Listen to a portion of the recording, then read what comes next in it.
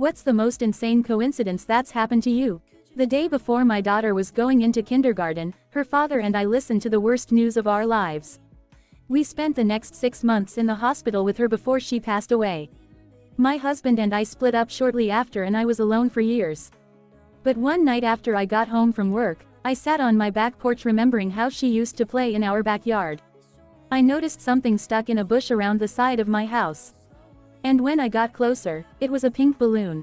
I was just going to throw it out, but saw it had a note taped to the side.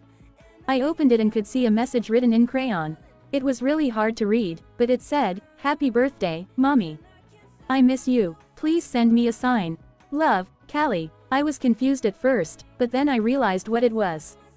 Whoever this little girl was had lost her mom and was sending her a message. I asked around my neighborhood later that week and found what house she lived at. I talked to her father and told him I found one of her balloons. He apologized and said she had been doing that for a while. She was 6 and lost her mom 2 years before. I told him about my daughter and how I would love to write back to her just in case it would cheer her up. I wrote her a note that said, "Hi, Callie. I found your balloon. I miss you and I'm watching over you every day. Love, Mommy." The next night, he called me and told me she was so excited. She sent another balloon up and he asked if I could do it again. After a week, he asked me to meet her and she was the sweetest girl I've ever met. 5 years later, she's now my stepdaughter.